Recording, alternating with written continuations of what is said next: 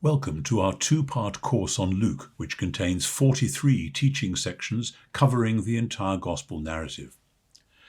The first part of the course covers chapters 1 to 13, and the second part covers chapters 14 through 24.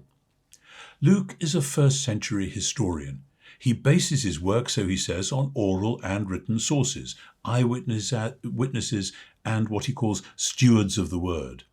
He is clearly using Mark as one of his sources, and he seems to have other sources which overlap with some of what we find in Matthew. There have been many competing theories about how that actually worked. Luke is taking care to tell the story of Jesus as the story of Israel and the fulfillment of Israel's scriptures, and this, he is saying, is what Israel's God always intended. He focuses on mercy and grace and also on warnings of coming judgment. Luke is concerned with the temple and both its upcoming destruction and its democratization, how the events concerning Jesus brought heaven and earth together in a whole new way.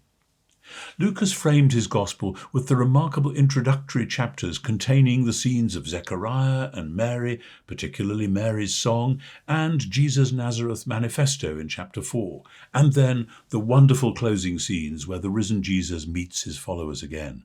And in between, we have remarkable vignettes of several women, including the woman who washes Jesus' feet with her tears in Luke 7, the widow of Nain, and ultimately the women who follow Jesus all the way to the cross and the empty tomb. And throughout, there are several things which Luke highlights, themes like praise and prayer and lament, including weeping.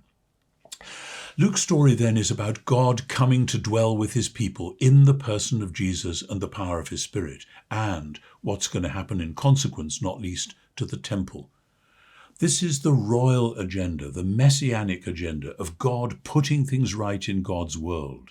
The parable of the sower dramatically shows how God is building a network of kingdom people.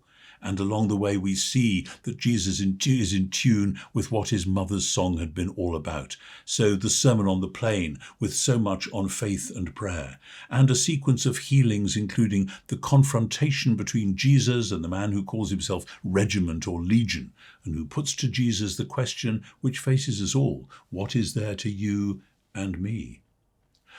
The first part of this course concludes with the story of the woman who Jesus heals on the Sabbath day.